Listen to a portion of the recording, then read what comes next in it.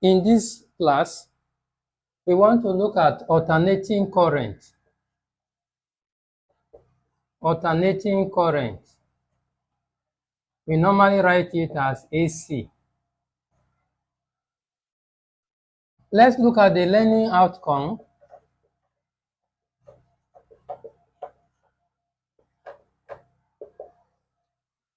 In this video, you will learn the following: alternating current, variation of alternating current with time, phase diagram, reactance and resistance, resistance in an AC circuit,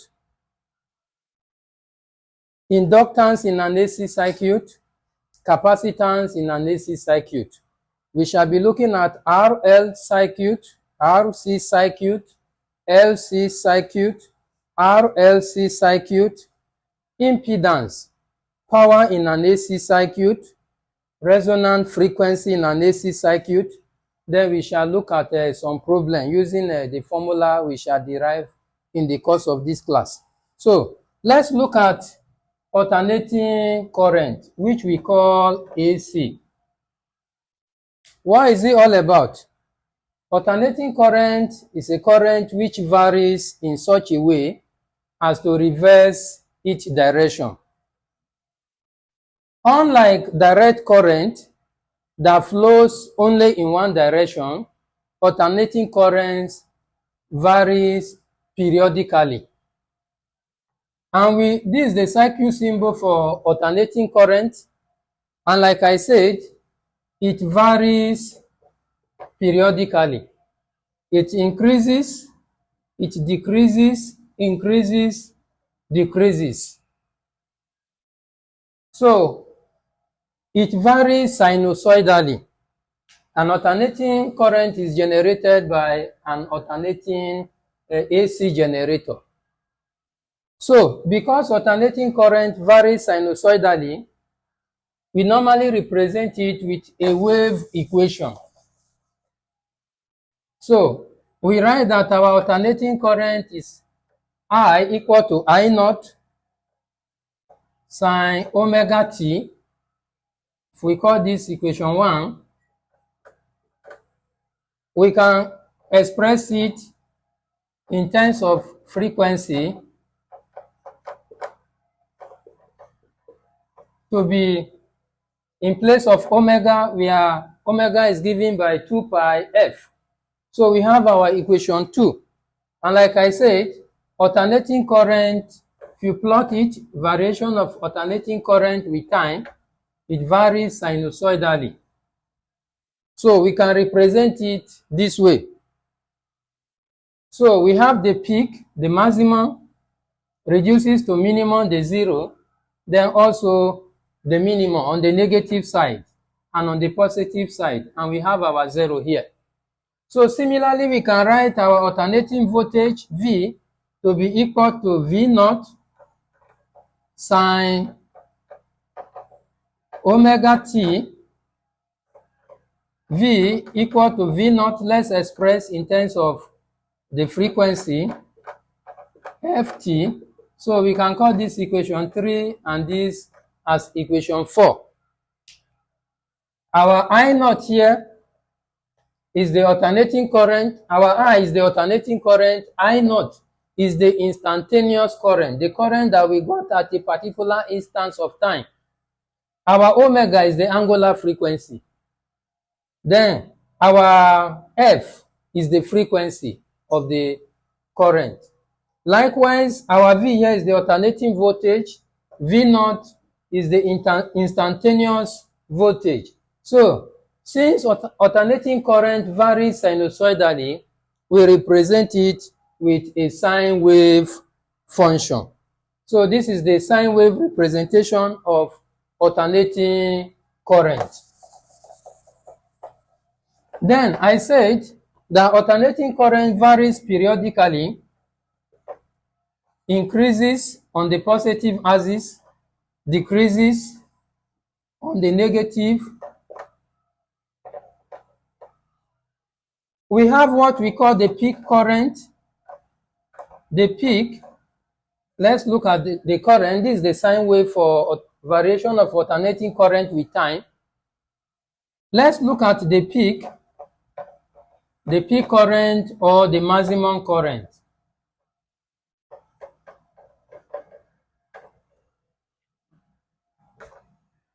So because alternating current varies, this is our maximum current, and because it varies, having maximum, zero, minimum, it's difficult to measure a parameter that varies this way. So we have what we call root mean square value. Root mean square value. So if it is in the case of current, we represent it r.m.s. So if it is current that we are looking at, because alternating current increases, decreases, having positive, negative. You know it's difficult to deal with a negative value. Let's say you have -2. If you square this -2, it will give us positive value 4. And if you find the square root of this, you have 2. It's easier to deal with positive value than negative value. So we have the peak current or the maximum current. Then, because it's difficult to deal with value varies, having positive, negative, we talked about the root mean square value. So let's look at what peak current is all about, and let's look at what root mean square value or current is all about. So the peak value of current or voltage is the maximum value of alternating current or voltage in the positive or negative direction. This is the peak current on the positive direction. This is the peak on the negative direction. And like I told us, that is difficult to deal with a value that varies positive and negative. We have our root mean square value. And what is it all about? In getting the root mean square value, we square the negative value, find the square root, and at the end we have our positive value, which is easier to deal with. There is a relationship between the peak current, and the root mean square value. Assuming it is voltage, we have that our root mean square voltage is equal to V0 over root 2, which is equal to 1 over root 2 times V0. And if you simplify, you will have 0.707 V0. In the case of current, root mean square current is equal to I0 over root 2, which is 1 over 2 root 2 I0. If you simplify 1 over root 2, you will have 0.707 I0. So we use this relationship. We use this to find the relationship between root mean square voltage and the peak voltage, root mean square current and the peak current. So this gives us the relationship between the peak or the maximum voltage and the root mean square voltage. Like I said, it's difficult to measure the maximum voltage, so we deal with the root mean square voltage. Like in the case of our instrument voltmeter that we use to measure voltage, what the voltmeter measure is the root mean square voltage. Okay, let's see how we use this expression for simple calculation to solve problem. We have a question here. Let me read it out. Let's look at an example where we can use the relationship between the peak current and the root mean square current. Here is a question. An AC voltage across a resistor in a radio cell is given by V is equal to 2 pi sine 160,000 pi t. So we are to find the peak value of the voltage, the angular velocity, and the angular frequency. So we are given this. The first thing we are to find is the peak voltage. How do we go about this? To solve this, we need to write our earlier expression that our voltage varies sinusoidally and also cosinusoidally. So we write our expression that our V is equal to V naught sine 2 pi ft, or we can write in terms of angular frequency to be this. So to solve this, all we need to do is to bring out the given equation. We were given V is equal to 2 pi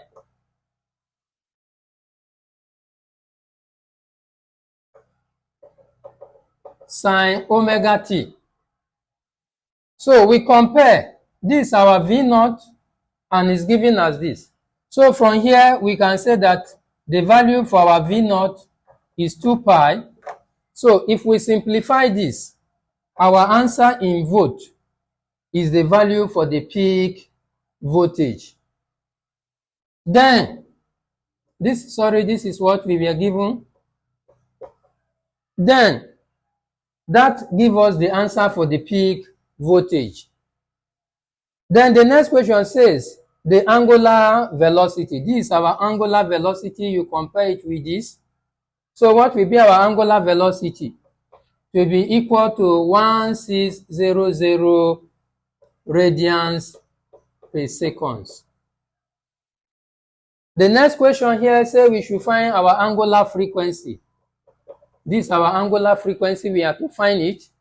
So we know that our angular velocity is equal to 2 pi f. We have already know this to be 1600 equal to 2 pi f.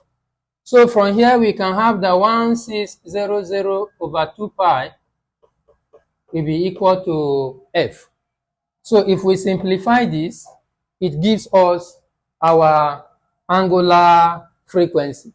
So for equation like this, the approach to use, you first of all note the given parameter as it was given here, that the voltage of the transistor radio is given by this. The next thing we have to do is to write our earlier expression.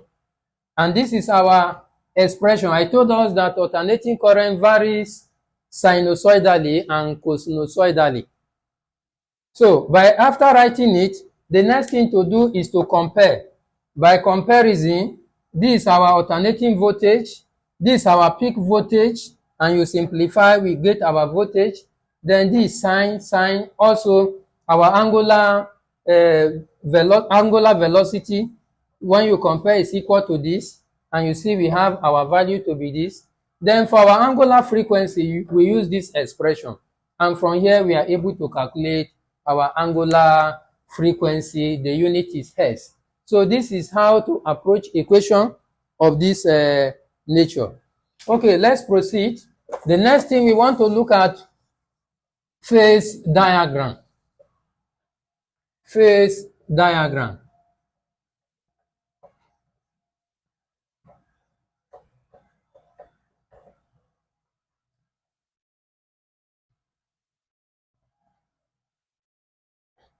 Let's look at phase diagram. What do we mean by phase diagram? Phase is let's look at what phase is all about before we talk about the diagram.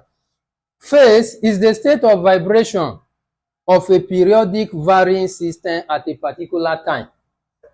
Vibration of the periodic variation of a system at a particular time. So we have that our alternating current varies this way. Let's say alternating voltage. So the periodic variation of a given system with time, we say it is what? Phase. And normally, in alternating current, we talked about the alternating current, alternating voltage. So here, we are looking at variation of current, variation of voltage with time. Are they moving together? Are they in phase? Remember from Ohm's law, when we plot the diagram for voltage against current, we say they are linearly related, and the slope gives us R, which is the resistance. So as voltage increases, current also increases. So we want to look at the relationship as it relates to our AC. So we are looking at phase diagram, and all we are after here is to see the variation of current and voltage. Are they varying together like in the case of Ohm's law, or current is leading and voltage is lagging? How is the variation? That is what we want to look at. So we said that phase is the state of vibration of a periodically varying system at a particular time. So, and the diagram that we use, we call it phase diagram. If you have two systems that is varying together, they may vary in phase, varying together like this. They may vary out of phase. So we can say two systems varying together, they may be in phase if they have their maximum, minimum, and zero together, or they may be in out of phase. So that is what we want to look at in this case. And the diagram that we use, we call it phase diagram. So for instance, looking at, let's say in a given circuit, you have your voltage and you have your current. The angle here, we call it our phase angle. So for a system of this nature, we see that current is ahead of voltage. So for here, we can say current lead voltage or voltage lag current. So this diagram here, we call it phase diagram. So for a system that varies periodically, two systems varying periodically, having maximum at the same time, minimum at the same time, and zero, we say the system is in phase. But if not, we can say that they are what? Out of phase. And the diagram that we use, we call it phase diagram. Okay, the next thing we want to look at is reactance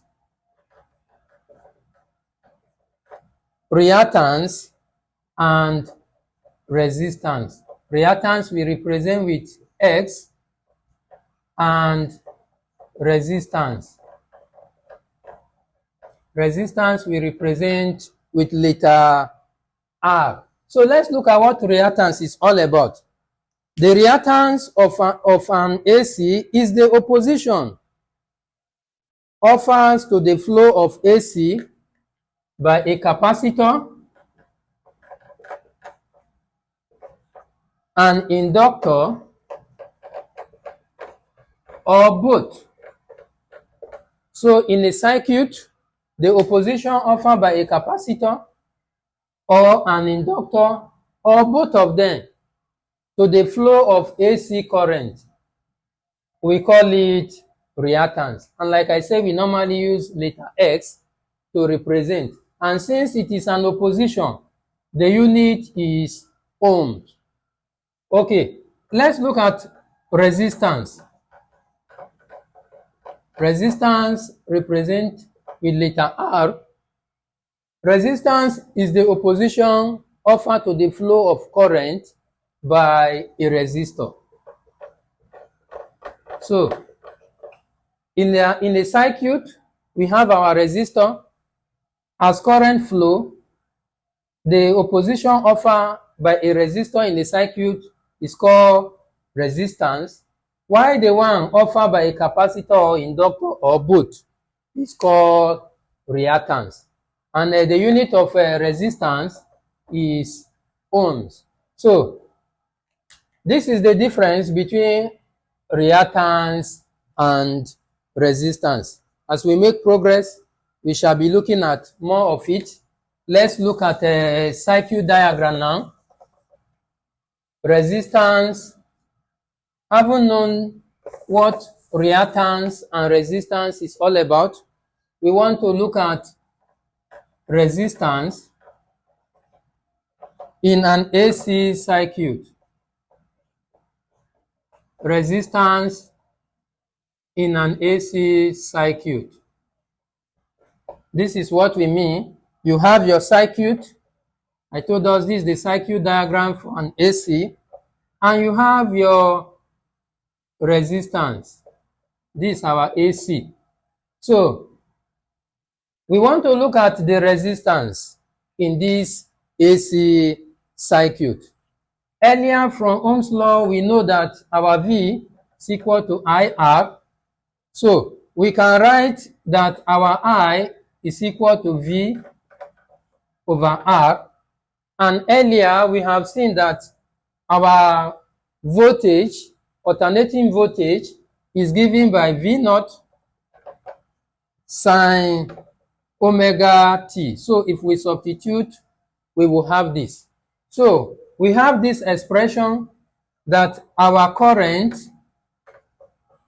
V naught is equal to V naught sine omega t over R.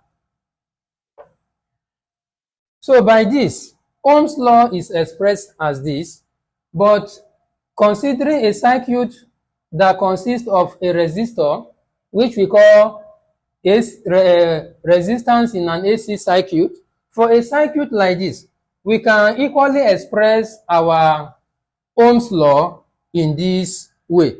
So we use this expression. We know the peak voltage, the angular frequency of the AC, then the resistance in the circuit. We'll be able to calculate the current flowing in the circuit. So a circuit of this nature, we call it R circuit. Next, we want to look at inductance in an AC circuit. Inductance in an AC circuit. The circuit symbol for an inductor is given as this. So represent with letter L. So this is a circuit that consists of an inductor and an alternating current. So we want to see how we can express Ohm's law in a circuit like this. We can write that in this circuit, we express in terms of root mean square voltage and our current in terms of root mean square current. Then we have earlier looked at our reactance, and we said is the opposition offered to the flow of alternating current by an inductor, by a capacitor, or both of them. So in a circuit like this that consists of inductor and AC circuit, we can express our Ohm's law to be voltage, root mean square voltage is equal to root mean square current, and the inductive reactance. Our SL is the inductive reactance, which is the opposition. And in a circuit like this, how is current varying with voltage? That is the next thing we want to look at. In a circuit like this, we will have that if we draw the phase diagram of current against voltage, we will have that the voltage lead the current. The voltage lead the current by pi over 2. This is our angle. So by this, it shows that in a circuit that consists of inductor, voltage leads the current by pi over 2. And this is the expression that we use to get the relationship between the voltage, the current, and the inductive reactance. Meanwhile, in a circuit that consists of resistance only, like we earlier seen, the phase diagram is that both the current and the voltage, they are in phase. While in a circuit, inductance in a circuit, the voltage leads the current by pi over 2, as shown in this phase diagram. Okay, the next thing we want to see, let's look at the other component that we normally use in the circuit, and this time around we are looking at capacitance. So we are looking at capacitance in an AC circuit. The circuit symbol for capacitor is given as this. So this is our capacitor. So how do we express our Ohm's law in a circuit that consists of a capacitor? We have that our voltage, root mean square voltage, is equal to root mean square current, XC. Our XC here is the capacitive reactance. Mind you, we have earlier defined reactance.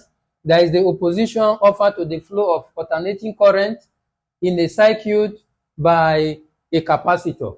So we use this expression to find the relationship between the voltage, the current, and the capacitive reactance. Then let's look at the phase diagram of a circuit to find the relationship between the current and the voltage. Here we have our current, here we have our voltage, and here we have our current. Then this is the phase angle. In a capacitance in a circuit, we say that current leads voltage by pi over 2 or 180 degrees. So in a circuit, AC circuit that consists of capacitor, we express Ohm's law in this form, and this is the phase diagram. Our XC, which is the capacitive reactance, is given by 1 over 2 pi Fc. Our C is the capacitance of the capacitor. Our F is the frequency of the AC. So we use this expression to calculate our capacitance. So this is the expression that we use for a circuit that consists only of a capacitor. Next, we want to look at a circuit. Let's look at the combination now. We have earlier looked at circuit that contain resistor, circuit that contain inductor, and the one that contain capacitor. So let's look at the combination of three of them. So we want to look at, before we start solving some problems using the expression. So we are looking at RLC circuit. RLC circuit is a circuit that consists of our alternating current, resistor,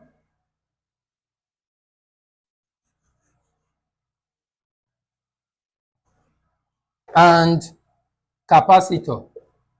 So here is our capacitor, here is our resistor. So we call this RLC circuit. RLC circuit.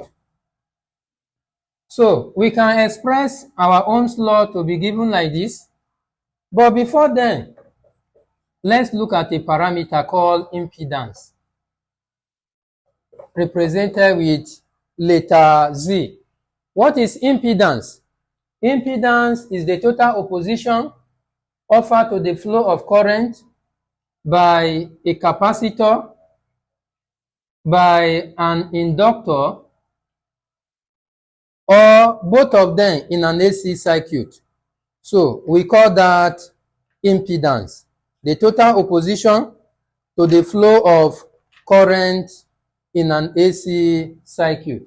And we represent it with letter Z. So for RLC circuit, we express our Ohm's law to be this. And from here, since it consists of resistor, capacitor, and our Z here is given as R squared plus C squared. So if we substitute this, we'll be able to calculate the voltage. So what we are saying is that We can have a circuit that consists of resistor, inductor, and capacitor. We have earlier known what resistor is, opposition to the flow of current. We have earlier looked at reactance, position to the flow of current by an inductor or capacitor or both of them.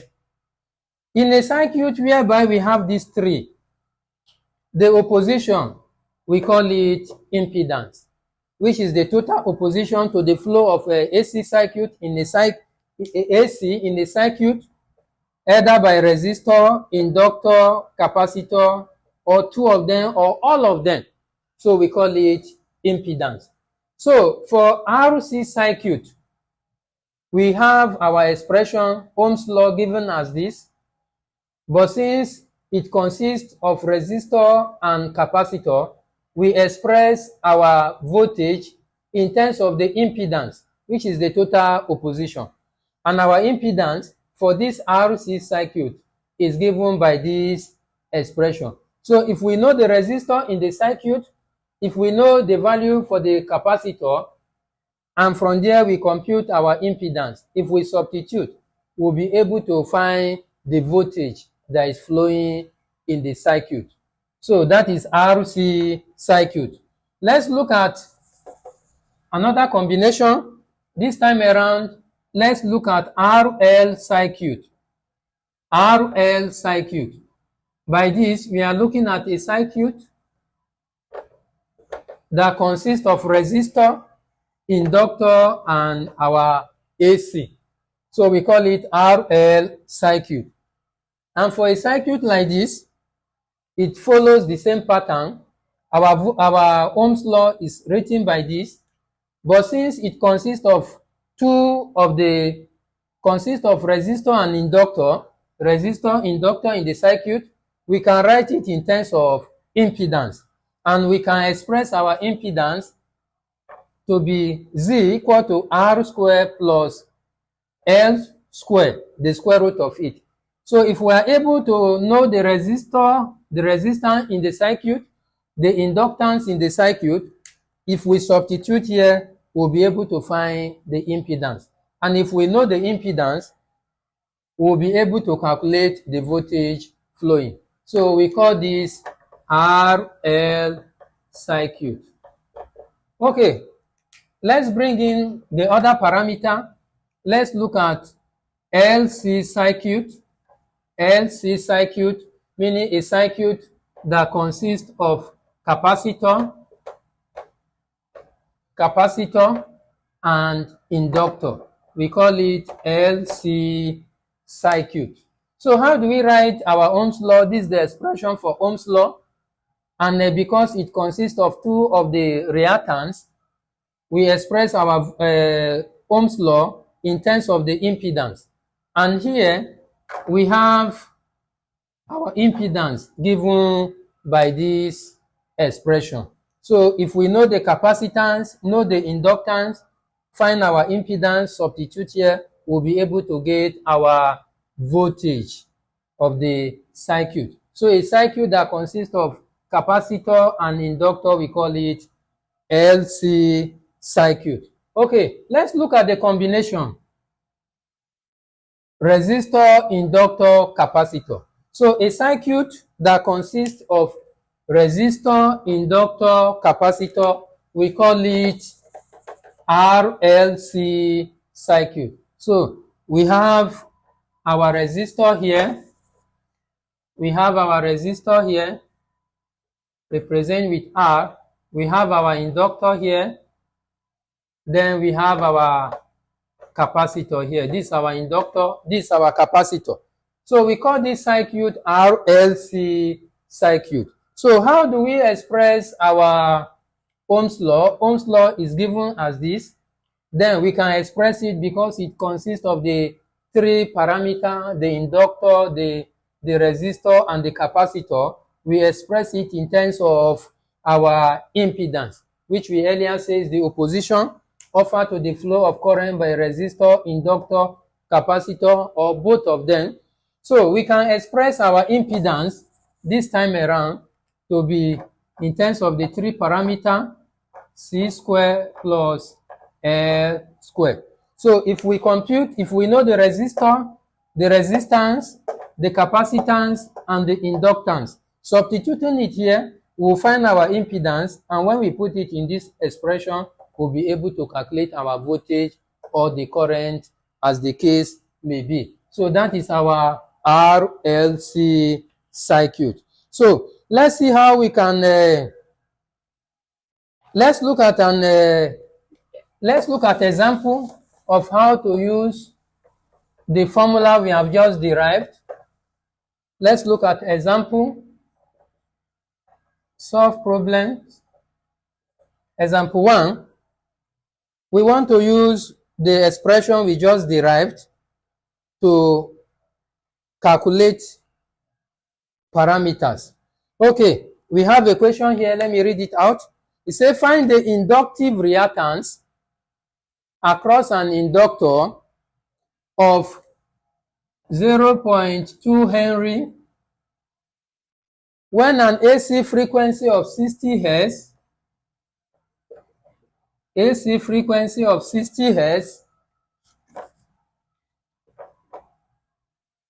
is applied across it. If the voltage is given by V equal to 150 sine 120 pi t, calculate root mean square voltage and peak voltage. So this is a question before us. Let's look at the given parameter. We are given the inductor, then the frequency of the AC is given. So for this circuit, the circuit consists of only an inductor. So we'll look at inductance in an AC circuit. So that the expression that we use there. So we have to find the root mean square voltage. And we have earlier looked at that expression that the root mean square voltage is given by root mean square current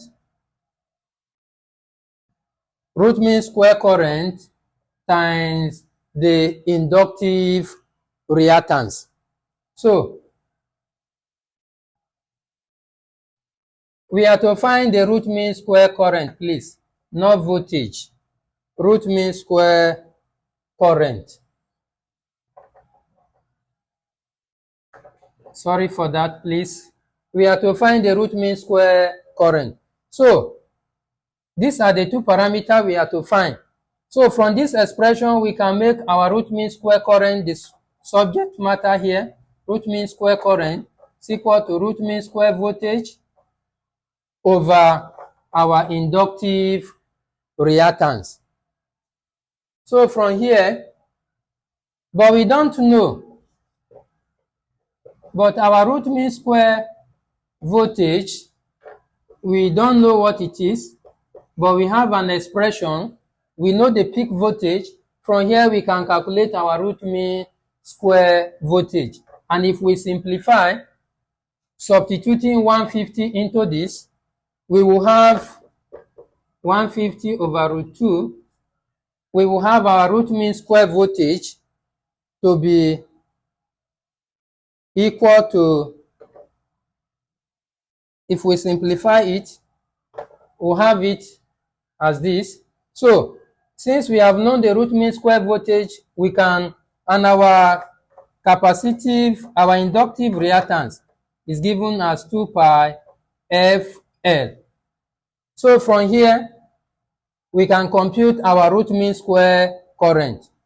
We have known our root mean square voltage to be given by this. Our inductive reactance is given as 2 pi. Our frequency 60. Our inductor 0.2. So from here, we can compute our inductive reactance. And we have already known our root mean square voltage. So from here, we can have that our root mean square current, if we substitute and we simplify, is equal to 1.0 41 ampere. So by that, we have calculated our root mean square current. The next thing, we have to find the peak current, which is the next question. And we have our expression that root mean square current is equal to the peak current over root 2. We have already known our peak current to be this. So from here, we can, our root mean square current, So from here, we can have that our peak current is equal to root mean square current times root 2. And if we simplify, we will have 1.99 ampere. So if we check, the root mean square current, the value is far less than what? The peak current. So in this circuit, like I say, consists of inductor, and this is the approach for us to calculate the root mean square current and the root mean square voltage. Even if it is other circuit that consists of a capacitor, we use the same approach to calculate the capacitive reactance. So let's look at equation in terms of a capacitor, a circuit that consists of a capacitor. Let's see how, let's look at it. We have equation here. It says a capacitor of 60 microfarad is connected directly across a 150 volt 60 Hz AC source. Find the root mean square value of current and the peak value of current. Let's look at how we go about it. Solution. We are given the capacitor to be 60 microfarad. So if we express it, tens of farad, 10 to power minus 6 farad, we know the voltage, 150 volts. We know the frequency, 60 Hz. We have to find the root mean square current and the peak current. So how do we go about it? We have earlier said that we can express our Ohm's law, the root mean square is equal to I root mean square times our capacitive reactance. So this is the expression that we use. So how do we go about it? Our voltage is given here. Capacitive reactance, we don't know it, but we know the expression that our capacitive reactance is equal to 2 pi Fc. Our C here is the capacitor, which is given. So if we substitute here, we can have 2 pi times our frequency here is 60 Hz, which is the frequency of the AC. Our capacitor, 60 times 10 to power minus 6. So if we simplify this, we'll have the value, we'll have 4.23 ohms. I told us the unit is ohm. Then from here, we have known this. We know this. We are looking for this. So if we make it subject formula, our R root mean square is equal to V root mean square over our capacitive reactance. So if we substitute, we will have our root mean square voltage is 150, our capacitive reactance 4.23. So if we simplify, we will have that the root mean square current is equal to 3.39 ampere. So we have gotten the root mean square current. The next question, we have to find the peak. But we know the relationship that root mean square current is equal to the peak current over root 2. So we are looking for the peak current is equal, we make it subject formula, we have our root mean square current times root 2. And if we simplify, we'll have 3.39 times root 2, which will give us 4.75 ampere. As we can see, the peak current is far, far more than the root mean square current. So this is the approach to solve simple question of this nature. The next thing we want to look at is power in an AC circuit. Power in an AC circuit. Power in an AC circuit.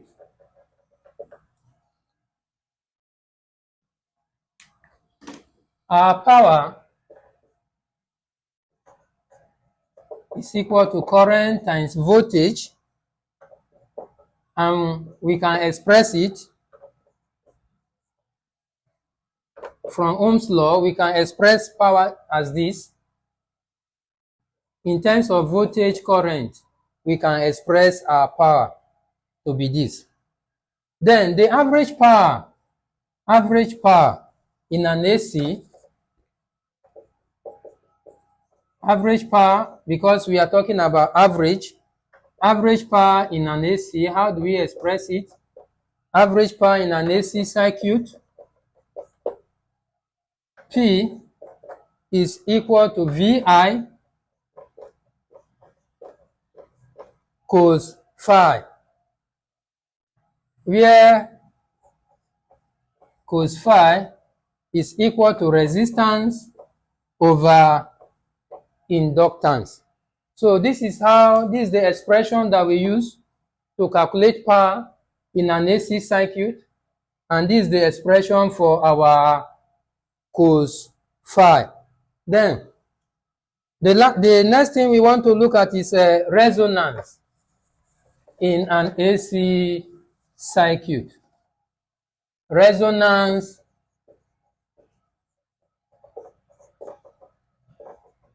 in an AC circuit.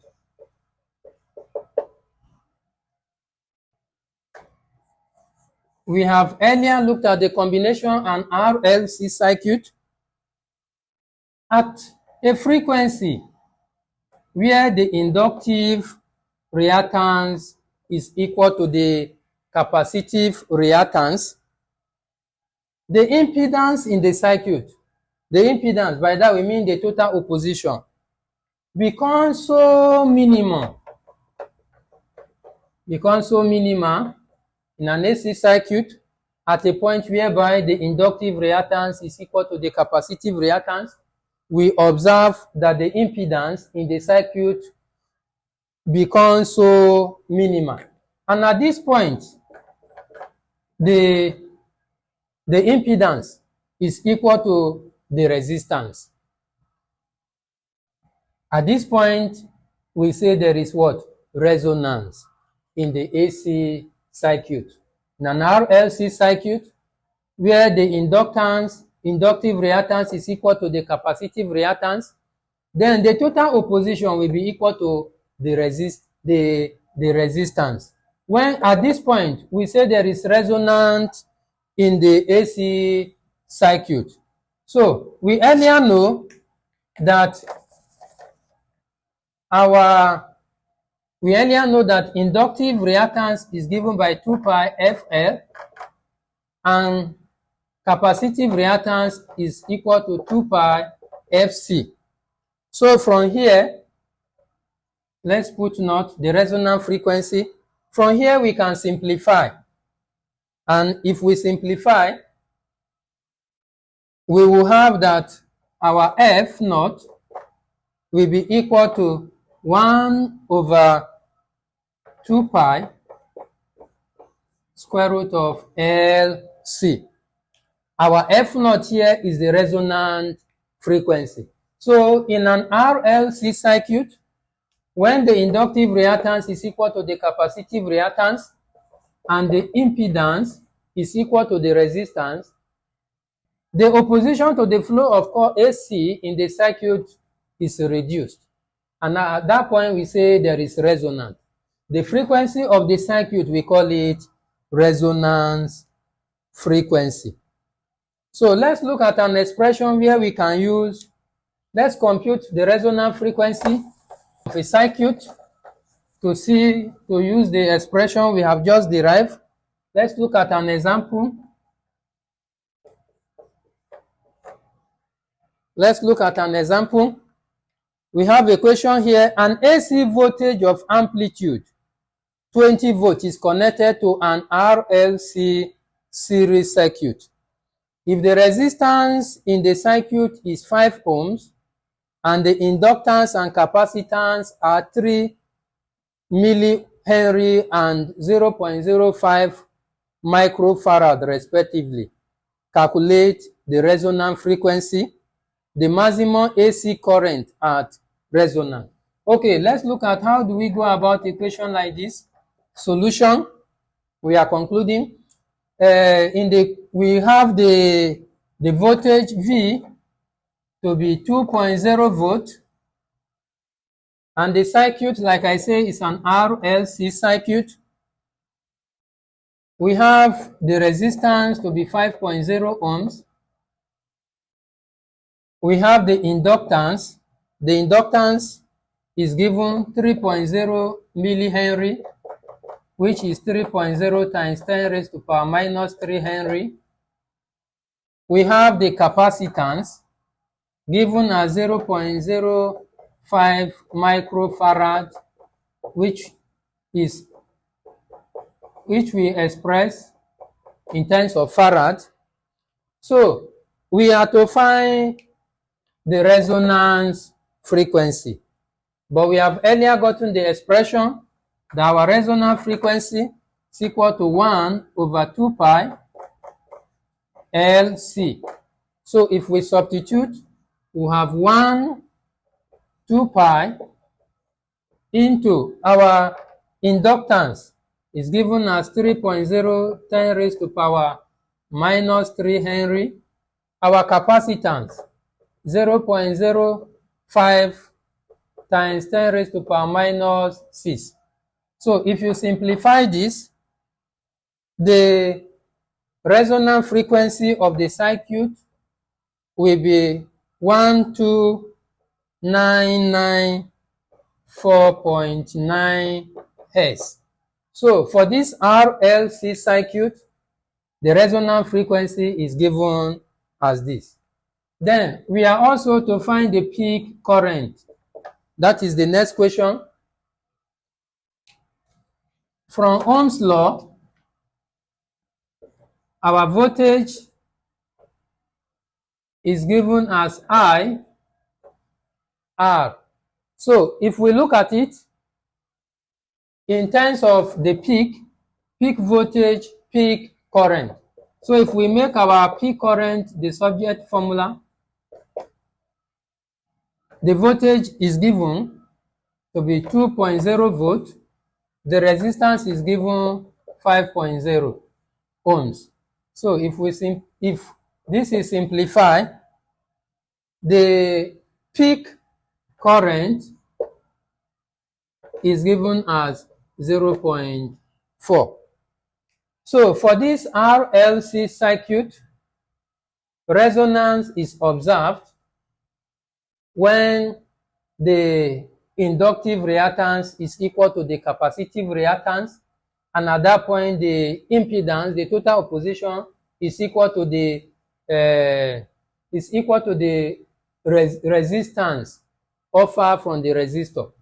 So we have computed the resonant frequency and our peak current, because the opposition at that point is very, very small. The peak current computed is equal to 0.4 amps. So for this is how we go about calculating the resonant frequency, the peak current, and any other parameter as the question as given in any given question. So thank you very much for your time. Please subscribe to my channel, like and share this video, and please watch out for more videos. Bye for now.